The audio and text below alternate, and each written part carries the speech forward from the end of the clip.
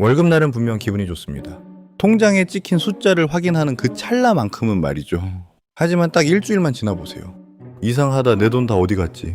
라는 생각이 절로 듭니다. 카드값을 어마어마하게 쓴 것도 아니고 그렇다고 명품을 지른 것도 아닌데 말입니다. 답답한 마음에 거래 내역을 다시 들여다봐도 딱히 이상한 건 없습니다. 식비, 교통비, 가끔 앱에서 결제한 몇천 원들 다 남들만큼 평범해 보일 뿐이죠. 그런데 왜 월말만 되면 통장 잔고는 늘 아슬아슬하게 바닥을 보일까요? 여기서 우리는 한 가지 불편한 진실을 마주해야 합니다. 우리가 경제적으로 허덕이는 건 사실 대단한 실수 때문이 아닙니다. 도박을 했거나 사기를 당했거나 어마어마한 충동 구매를 해서 망하는 게 아니라는 뜻입니다. 문제는 훨씬 조용한 곳에 있습니다. 아무렇지 않아 보이는 일상 속의 작은 습관들. 너무 사소해서 매달 반복되면서도 우리 눈에는 잘 띄지 않던 그 행동들이 쌓이고 쌓여 지금의 결과를 만듭니다. 그래서 오늘은 그 사소한 습관들을 하나씩 짚어보려 합니다. 총 12가지입니다. 아마 듣다 보면 이거 완전 내 얘긴데 싶은 항목이 분명히 있을 겁니다. 하지만 미리 말씀드리자면 그게 정상입니다. 우리 대부분이 지금 이 순간에도 자신도 모르게 반복하고 있는 것들이니까요. 첫 번째는 배달 음식이 주식이 되는 습관입니다. 바쁜 일상을 살아가는 우리에게 직접 요리를 해먹는다는 게 사실 보통 일은 아니죠. 저도 그 마음 충분히 이해합니다. 기운 빠진 퇴근길, 오늘 하루도 고생했는데 이 정도는 먹어도 되지 라는 생각으로 배달 앱을 켜는 건 나를 위한 작은 보상처럼 느껴지기도 하니까요. 문제는 주 3회, 4회가 넘어가는데도 여전히 그걸 가끔이라고 착각할 때 발생합니다. 이제는 퇴근하고 현관문을 열기도 전에 이미 손이 배달 앱을 향하고 있지는 않나요? 처음엔 정말 피곤한 날만 시켰는데 어느샌가 요리를 하는 날이 1년에 몇 번 안 되는 특별한 이벤트가 돼버린 거죠. 여기서 배달 음식 한 끼의 진짜 가격을 한번 냉정하게 계산해 볼까요? 화면에 보이는 메뉴 가격이 전부가 아닙니다. 최소 주문 금액을 맞추려 추가한 사이드 메뉴, 그리고 야금야금 오르는 배달비까지 더하면 실제로는 생각했던 금액의 1.5배 이상이 빠져나갑니다. 집에서 만들면은 몇천 원이면은 충분할 식사가 배달 한 번에 2, 3만 원으로 둔갑하는 순간이죠. 이 습관이 일주일에 3번만 반복되어도 한 달이면 30만 원이 훌쩍 넘습니다. 그리고 이 습관이 누적되어 1년이 되면은 우리는 단순히 밥값으로만 400만 원에 가까운 돈을 쓰는 셈입니다. 누군가에겐 최신형 노트북 한 대, 혹은 꿈꾸던 해외여행을 갈 수 있는 목돈이 나도 모르는 사이에 배달 완료 알림과 함께 사라지고 있는 걸지도 모릅니다. 두 번째는 나도 모르게 방치되고 있는 유령 구독 서비스들입니다. 여러분 지금 당장 본인이 매달 구독료로 정확히 얼마를 쓰고 있는지 단일원 단위까지 알고 계신가요? 아마 선뜻 대답하기 어려우실 겁니다. 실제로 통계를 내보면은 많은 분이 자신이 예상하는 금액보다 무려 2배 이상을 구독료로 지출하고 있다고 합니다. 넷플릭스, 유튜브 프리미엄, 음악 스트리밍 여기까지는 다들 기억하시죠? 하지만 진짜 무서운 건 우리가 잊고 있는 것들입니다. 6개월 전에 용량이 부족해서 잠깐 가입했던 클라우드 서비스, 이모티콘 쓰려고 가입한 카카오톡 지갑, 보정 한번 해보겠다고 설치한 사진 편집 앱, 그리고 올해는 진짜 갓생 살아야지 하며 깔았던 루틴 관리 앱이나 영어 학습 앱까지, 여기에 새해 결심과 함께 야심차게 긁었던 12개월 헬스장 할부금까지 더해지면 매달 우리 지갑에서는 조용히 하지만 아주 확실하게 돈이 새어나가고 있는 겁니다. 우리가 잠든 사이에도 자동 결제라는 이름으로 말이죠. 이 영상이 끝나면은 바로 지난 3달간의 카드 명세서를 열어서 딱 2가지만 찾아보세요. 바로 구독과 할부 항목입니다. 아마 내가 이런 걸 결제하고 있었나 싶은 항목이 최소한 2-3개는 반드시 나올 겁니다. 세 번째는 스트레스를 받을 때 자동 반사처럼 튀어나오는 충동 구매 습관입니다. 열심히 일하고 있는데 갑자기 카톡하고 알림이 옵니다. 올리브땡 반갑 세일, 에이블 땡봄 신상 데이트룩 완성. 같은 문구들이죠. 안 보려고 해도 어느샌가 손가락은 앱을 누르고 있습니다. 정신을 차려보면은 무의식적으로 장바구니에 물건들을 차곡차곡 담고 있습니다. 그러곤 다운받은 쿠폰을 적용하며 스스로를 이렇게 설득하죠. 와, 진짜 싸게 잘 샀다. 이건 안 사면 손해야. 라고 말입니다.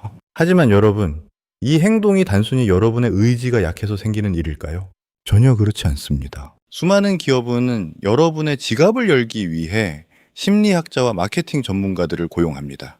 눈에 띄는 알림 문구, 결제가 편한 앱 인터페이스, 그리고 오늘만 이 가격이라는 시간 제한까지. 우리가 충동을 이기지 못하도록 설계된 아주 정교한 구조 속에 매일 노출되어 있는 겁니다. 그래서 이 늪에서 빠져나오려면 의지력보다는 환경을 바꿔야 합니다. 다이어트를 하려면은 눈앞에서 과자를 치워야 하듯 지갑을 지키려면 알림부터 꺼야 합니다. 앱을 과감히 삭제하거나 장바구니에 물건을 담았다면 바로 결제 버튼을 누르는 대신 딱 24시간의 냉각기를 가져보세요. 그 시간 동안 스스로에게 차분히 물어보는 겁니다. 이게 정말 지금 당장 나에게 필요한 물건인가? 아니면 그저 반짝이는 광고에 잠시 마음을 뺏긴 것인가? 하고 말이죠.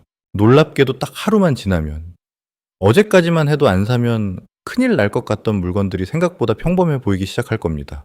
그 24시간이 여러분의 소중한 월급을 지켜주는 가장 튼튼한 방어막이 되어줄 거예요. 네 번째는 나도 모르게 새어나가는 일상 속 편의 비용입니다. 지옥철을 뚫고 무사히 출근한 나 자신에게 주는 보상으로 모닝커피 한 잔, 점심 먹고 산책하는 길에 습관적으로 들르는 스타벅스에서 달달한 라떼 한 잔, 오후쯤 업무에 지쳐 혈당이 떨어질 때쯤 마시는 탄산음료까지 결제할 때 찍히는 금액은 고작 몇천 원입니다. 우리 뇌가 큰 지출을 했다고 인식조차 하지 못할 만큼 가벼운 금액이죠. 게다가 여기서 한술 더 떠서 혜택 좀 받아보겠다고 멤버십 카드에 미리 큰 금액을 충전해서 쓰기도 합니다. 돈을 충전할 때만 지출이라고 느끼고 막상 커피를 살 때는 내 장호가 깎이는 고통을 느끼지 못하게 만드는 일종의 마취제인 셈이죠. 하지만 이 무감각한 반복이 한 달이면 15만 원, 1년이면 180만 원이 넘는 목돈이 되어 사라집니다. 단순히 목이 말라서가 아니라 특정 시간이 되면은 앱을 켜고 카드를 내미는 그 반사 행동 하나가 매년 소형 가전 한 대 값을 가져가고 있는 겁니다. 여러분 오해하지 마세요. 커피를 한 잔도 마시지 말라는 독한 소리가 아닙니다. 진짜 문제는 오늘 이 커피가 정말 마시고 싶어서 선택하는 것과 그냥 늘 이 시간이면 샀으니까 라며 습관적으로 아무 생각 없이 소비하는 것 사이의 차이를 말하는 것입니다. 내가 내 돈의 흐름을 통제하고 있느냐 아니면은 습관에 끌려다니고 있느냐의 문제인 거죠. 다섯 번째는 외식이 곧 사회생활이 되어버린 구조입니다. 오랜만에 친구를 만나면 그래도 좋은 데 가야지 싶어 조금 비싸더라도 맛집을 찾아갑니다. 평일 내내 쌓인 직장 스트레스를 풀기 위해 주말이면 친구와 삼겹살에 소주 한 잔 기울이는 게 당연한 일과가 되죠. 문제는 여기서 끝내지 못하고 2차, 3차로 이어지는 분위기입니다. 결국 일요일은 숙취 때문에 아무것도 못한 채 쉬다가 또 귀찮은 몸을 이끌고 나가 해장국까지 사 먹으며 주말을 마무리하게 됩니다. 평일이라고 다를까요? 동료들과 어울리기 위한 저녁 술자리나 회식까지 더해지면은 우리의 식생활은 온통 밖에서 사 먹는 음식으로 채워집니다. 한 번 한 번의 자리는 소박해 보일지 모릅니다. 하지만 이걸 분기별로 한데 모아 정리해보면 이야기가 달라집니다. 내가 이렇게까지 먹는데 돈을 많이 썼나 싶을 정도로 충격적인 금액을 마주하게 되는 경우가 많거든요. 관계를 지키면서 지출을 줄이는 방법 정말 없는 걸까요? 조금만 관점을 바꾸면 충분히 가능합니다. 밖에서 만나 비싼 돈을 쓰는 대신 친구를 초대해 함께 요리를 해보거나 아예 각자 집에서 식사를 마치고 가벼운 차림으로 공원에서 만나 러닝을 하며 대화를 나누는 식이죠. 꼭 기억하세요. 진짜 소중한 관계라면 장소나 메뉴, 우리가 쓴 금액에 구애받지 않습니다. 오히려 그런 건강한 만남이 서로의 인생과 지갑을 더 풍요롭게 만들어줄 겁니다. 여섯 번째는 얼리어답터라는 이름 뒤에 숨은 교체 습관입니다. 스마트폰 신모델이 발표되면 갑자기 가슴이 뛰기 시작합니다. 이때부터 우리는 갑자기 엔지니어에도 빙의하죠. 이번에는 베젤이 0.1mm 얇아졌네. 스크롤이 훨씬 부드러워졌어 라며 현재 내 폰의 멀쩡한 기능에서 어떻게든 문제점을 찾아내려 노력합니다. 그리고 그 단점들을 명분 삼아 결국 새 휴대폰을 손에 넣습니다.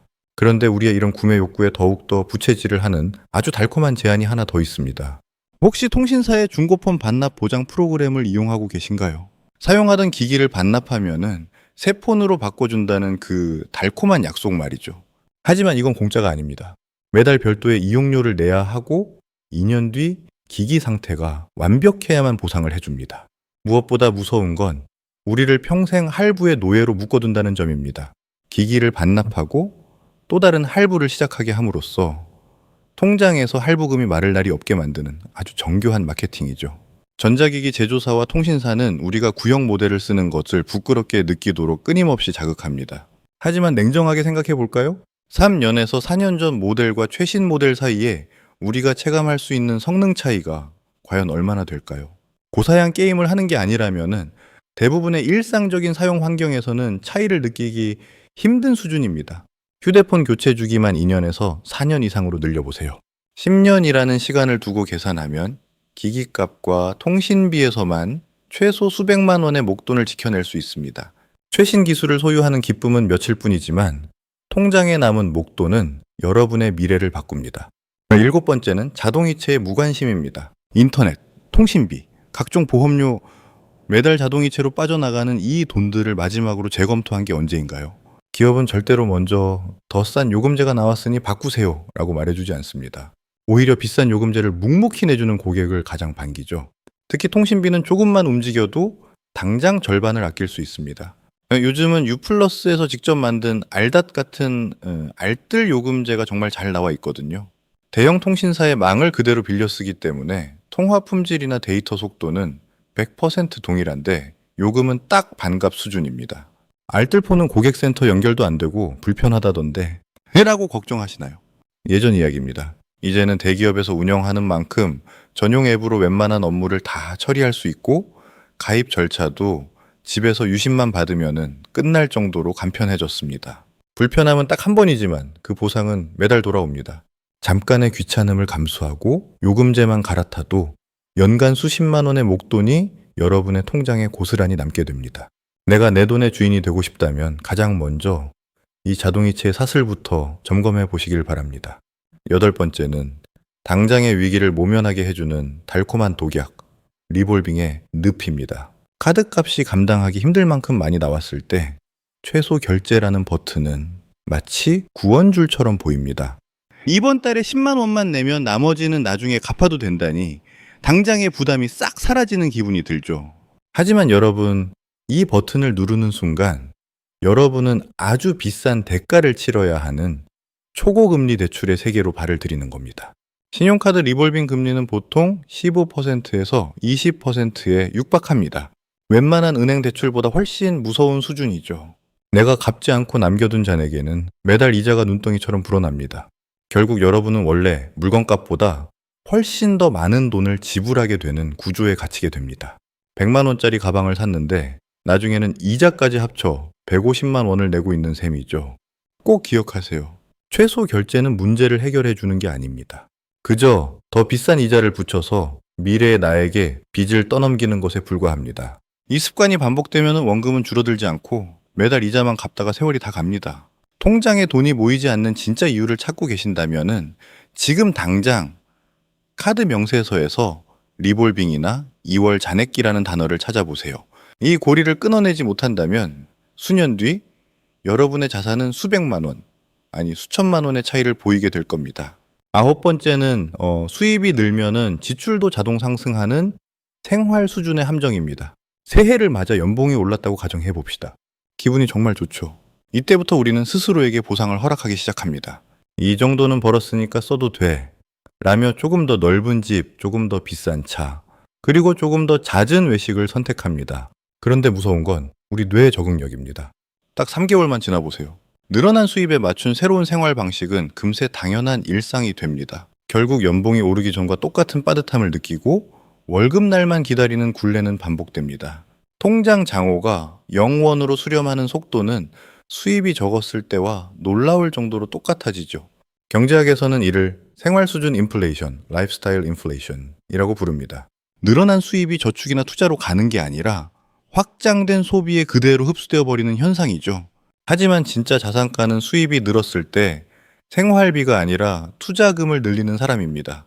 지금 당장 연봉 인상분을 머릿속에서 지우고 없는 돈이다 라고 셈치고 투자를 해보세요. 그 차액을 20년, 30년간 복리의 마법에 맡긴다면은 그 결과는 여러분의 상상을 초월할 겁니다. 연봉 인상이 진짜 자산의 증가로 이어지려면은 수입이 늘어날 때마다 무의식적으로 고개를 드는 그 소비 본능부터 의식적으로 끊어내야 합니다. 10번째는 미래의 돈을 끌어올 수 있는 풀 할부로 구매입니다. 여러분, 자동차 재테크라는 말 들어보셨나요? 아마 평생 들어보실 일 없을 겁니다. 자동차는 엄연히 내 명의의 자산이지만 문을 열고 도로에 나오는 순간부터 가치가 뚝뚝 떨어지는 아주 정직한 감가상각 자산이기 때문입니다. 문제는 차의 가치는 굉장히 빨리 떨어지는데 할부 기간은 점점 길어지고 있는 자산이라는 거죠. 요즘은 60개월, 72개월 할부도 흔합니다. 매달 내는 돈이 몇십만 원 수준이라 만만해 보일지 모르지만 총 납입액에 이자를 더하고 여기에 보험료, 자동차세, 기름값, 각종 소모품비까지 합치면 그야말로 돈 먹는 하마가 따로 없습니다. 여기서 우리는 냉정한 비교를 해봐야 합니다. 무리한 신차 할부 대신 상태 좋은 중고차를 선택하고 그 차액을 매달 우량한 자산에 투자했다고 가정해 봅시다. 이 차이가 10년 뒤에 얼마가 되어 있을까요? 단순히 수천만 원의 차이가 아닙니다. 여러분의 인생을 바꿀 수도 있는 수억 원대의 부자가 될 기회를 자동차 할부금과 맞바꾸고 있는 셈입니다. 많은 사람이 차를 자신의 신분이나 성공의 척도라고 생각합니다. 무의식 중에 좋은 차를 타야 무시당하지 않는다는 생각이 깔려 있죠. 하지만 진짜 자산을 일군 사람들의 주차장을 들여다보세요. 그들은 차의 브랜드가 나를 증명하는 것이 아니라 내 통장의 장호와 투자 포트폴리오가 나를 증명한다는 사실을 이미 너무나 잘 알고 있습니다. 11번째는 예상치 못한 보너스를 공돈이라 착각하는 습관입니다. 연말 성과급, 연말 정산 환급금, 혹은 생각지도 못하게 생긴 명절 용돈, 이런 돈이 들어오면 갑자기 기분이 좋아지면서 평소에 비싸서 망설였던 물건들이 떠오르기 시작합니다. 왠지 이 돈은 내 본체 통장에 있던 돈이 아니라 하늘에서 뚝 떨어진 선물처럼 느껴지기 때문이죠. 행동경제학에서는 이를 심리계좌라고 부릅니다. 돈의 출처나 성격에 따라 뇌가 제각각 다른 기준의 가계부를 쓰는 현상입니다. 땀 흘려번 월급은 10원 한 장 아까워하면서도 성과급으로 받은 100만 원은 마치 복권 당첨금처럼 쉽게 써버리는 게 바로 이 때문입니다. 하지만 냉정하게 생각해보세요. 월급으로 받은 10만 원이나 환급금으로 받은 100만 원이나 그 가치는 100% 동일합니다. 이 심리적 착각을 이기는 가장 쉬운 방법은 선수금 시스템을 만드는 겁니다. 보너스가 들어오면은 고민하기도 전에 무조건 70%는 바로 투자 계좌로 이체하는 규칙을 정해두는 거죠. 일단 넣어두고 남은 돈으로만 기분을 낸다는 원칙만 지켜도 지출의 비율은 확연히 줄어듭니다. 기억하세요. 굴러들어온 복을 진짜 복으로 만드는 건 여러분의 행동에 달렸습니다. 매년 반복되는 이 보너스 습관만 바로잡아도 수십 년 뒤 여러분의 투자 계좌에는 무시무시한 복리의 마법이 일어날 테니까요. 공돈은 절대 없습니다. 오직 내가 어떻게 관리하느냐에 따른 자산이 있을 뿐입니다. 12번째는 돈과 친해지는 시간을 미루는 습관입니다. 사실 이 습관은 앞서 말씀드린 모든 나쁜 습관들을 내 삶에 뿌리 내리게 만드는 가장 근본적인 원인입니다. 돈을 더 많이 벌게 되면 그때 공부해야지. 일단 빚부터 다 갚고 시작해야지. 지금은 너무 바쁘니까 나중에 여유 생기면, 혹시 이런 말을 스스로에게 단 한 번이라도 해보셨나요? 그렇다면은 여러분은 이미 이 미루기 습관에 깊이 중독된 상태일지 모릅니다. 하지만 냉정하게 말해서 그 나중은 좀처럼 오지 않을 것입니다. 수입이 늘면 늘어난 만큼 지출도 따라오고 빚을 갚고 나면은 또 다른 지출 이벤트가 기다립니다. 인생에서 하나도 안 바쁘고 여유로운 시기란 건 생각보다 훨씬 더 찾아오기 힘들거든요. 금융지식은 부자가 된 뒤에 배우는 특권이 아닙니다. 오히려 지금 내 주머니에 있는 돈을 어떻게 다루느냐가 미래의 내 상황을 결정짓는 유일한 무기입니다. 복리가 내 편일 때와 적일 때의 차이, 자산과 부채의 명확한 구분법, 이런 기초적인 구조를 이해하는 것만으로도 앞서 말씀드린 수많은 나쁜 습관들은 마법처럼 자연스럽게 바뀝니다. 구조가 보이기 시작하면은 내 행동은 저절로 달라질 수밖에 없죠. 무조건 참는 게 아니라 이 행동이 내 미래를 어떻게 갉아먹는지 손해가 내 눈에 보이기 때문에 돈과 친해지는 시간, 그건 여유가 생겼을 때 내는 게 아니라 지금 당장 내야 하는 생존의 시간입니다. 오늘 제가 말씀드린 이 습관들 중 여러분은 몇 가지나 해당되시나요? 아마 서너 개 혹은 그 이상에 뜨끔하며 고개를 끄덕이셨을지도 모릅니다. 하지만 전혀 자책하실 필요 없습니다. 이 습관들은 우리가 태어날 때부터 갖고 있던 게 아니라 남들도 다 그렇게 하니까 라는 무의식 속에서 자연스럽게 학습된 것들이기 때문입니다. 사실 그동안 아무도 우리에게 이런 진실을 가르쳐 주지 않았을 뿐이죠. 돈을 더 많이 버는 기술보다 훨씬 더 중요한 건 지금 내 주머니에서 조용히 새어나가고 있는 돈의 구멍을 먼저 찾아내는 일입니다. 연봉을 몇백만 원 올리는 건 내 마음대로 되지 않을 때가 많지만 내 습관 하나를 바꿔서 몇백만 원을 지켜내는 건 오직 나의 의지만으로 가능합니다. 결국 이 작은 습관의 변화가 월급 인상보다 훨씬 더 빠르고 확실하게 여러분의 인생을 바꿀 것입니다. 오늘 준비한 내용은 여기까지입니다. 오늘 내용이 여러분의 통장을 지키는 작은 계기가 되었기를 바랍니다. 다음 영상에서는 오늘 짚어본 이 습관들을 끊어내고 소비를 즉각적으로 막기 위해 지금 당장 실천할 수 있는 구체적인 행동, 지침들을 정리해서 돌아오겠습니다. 오늘 내용이 도움이 되셨다면 구독과 좋아요 부탁드리고요. 시청해 주셔서 감사합니다.